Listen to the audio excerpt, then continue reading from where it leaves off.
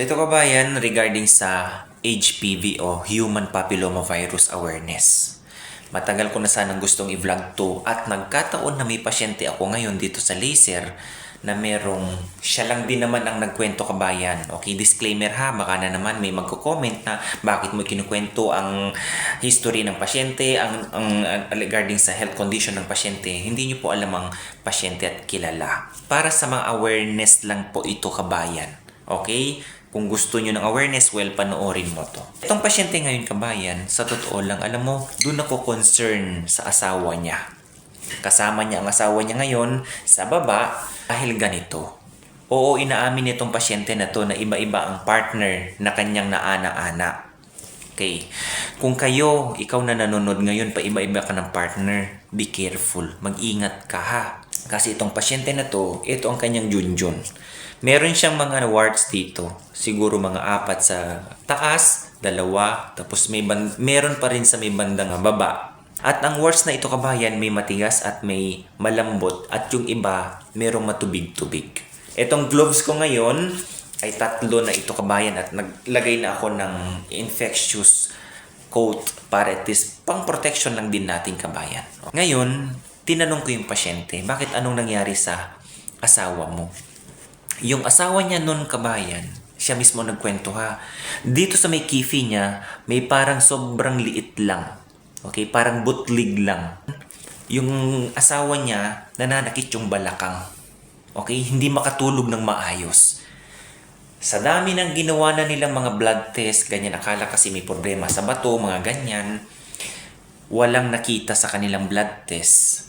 At nung nagpagawa sila sa Obigay ni kabayan, Trans-V, okay, transvaginal ultrasound, at nakita nga dun sa lining ng kanyang, alam nyo yung pinaglalagian kapag may nabuong bata, okay, yun sa may niyan, merong nakitang 2 bukol kabayan. Isipin nyo yan ha, sa kifi maliit, pero pagdating sa loob, doon may malaking bukol na 2. Sinong nagbigay nung infection na yun? Yung asawa.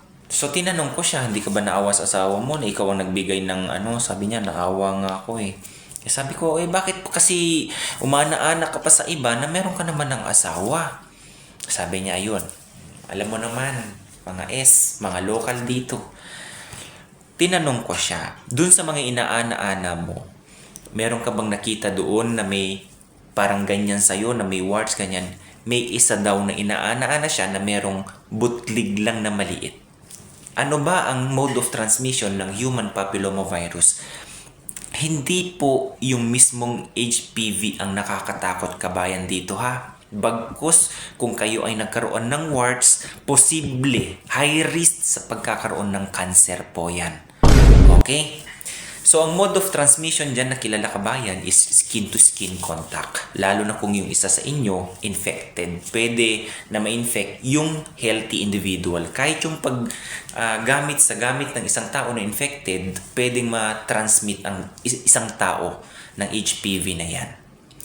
Alam nyo ba, sa totoo lang, na merong over 100 strains ng HPV, including dyan, pwedeng maapektuhan ng bibig, ang bunganga, ang si Junjun, vaginal, at saka yung anus. High risk sa pagkakaroon din kabayan, hindi lang sa babae, pati na rin sa mga kababayan natin dyang LGBT.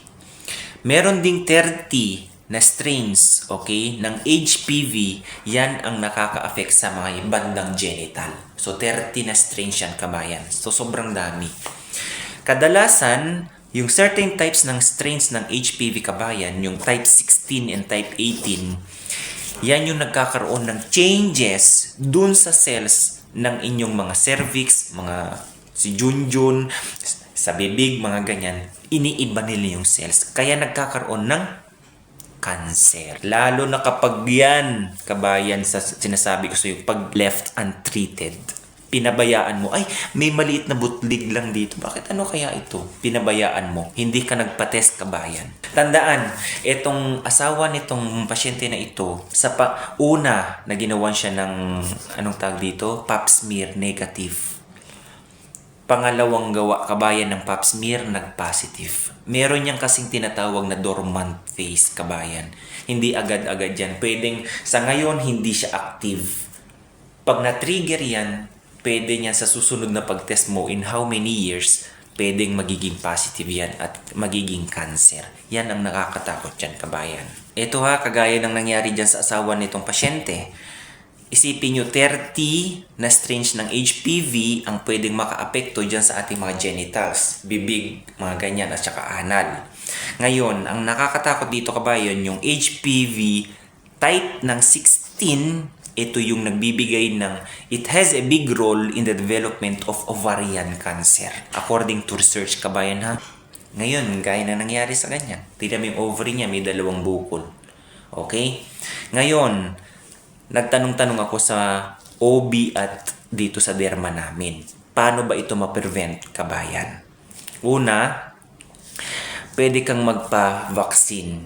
Sa totoo lang, hindi lang babae ngayon ang nagpapavaksin, pati na rin ang mga kalalakihan.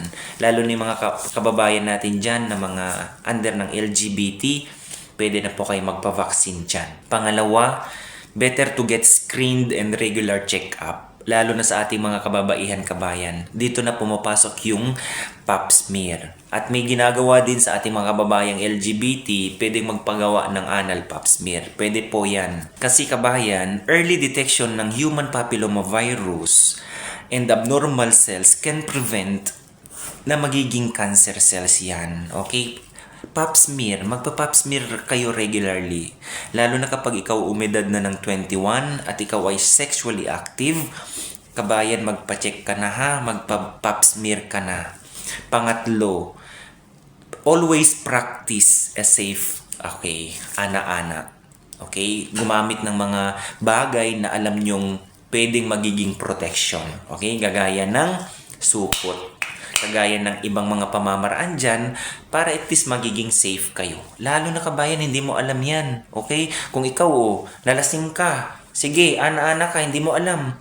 Yung inana-ana mo pala, kabayan, hindi mo alam, yun pala yung time na yan ay nagtutubig. Yan yung pinaka-ano Okay? Nagnanana o ganyan, hindi mo alam, lasing ka. Hindi ba? Okay. Isang awareness lang po ito, kabayan, ha? Pang-apat, once in a while, okay, pwedeng magpa-check kayong mag-partner kung sakali. At kung may time kayo, magpa-screen test kayo regarding dyan sa HPV.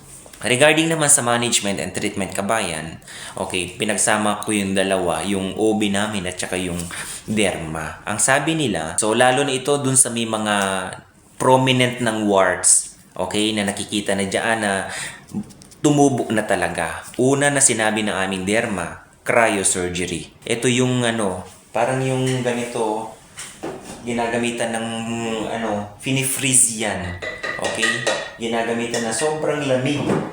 Okay? Hanggang sa parang naninigas na yung warts na yan, ganyan-ganyan. So mabilis na lang siya matanggal. Pangalawa, nasabi ng aming derma, pwedeng gamitin yung loop electrosurgical excision procedure. Yung ginagamitan ng parang wire na parang loop yun kasi yung nasa dulo nun na sobrang init tapos parang okay, parang sinusunog yung na yan, warts na yan. Tatlo, kabayan, pwedeng gamitin electrocautery. Okay? Ganun din, undercurrent din. Okay? Sinusunog din yan. Pang-apat, yan, may laser machine dyan na ginagamit para matanggal yung warts. Okay, yun yung pinaka-common na ginagamit ata. Dito laser. Nililaser yan.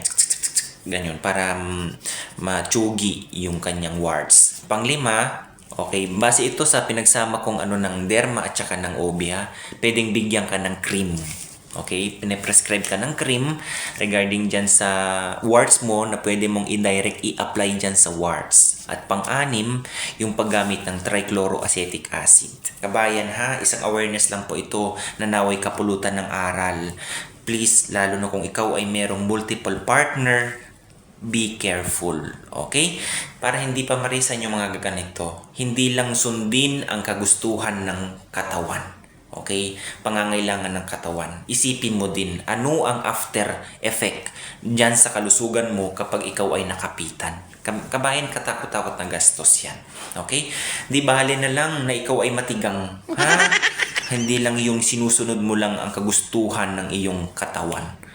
Marami dyan na pwedeng pagpalipasan ng oras, kabayan, hindi lang yun sa ganyan. Kaya mag-ingat ka. Hindi mo lang alam na ang ganda ng postura, for example sa babae, yun pala, carrier siya, kabayan. Asymptomatic siya. May ganun kasi ganyan eh.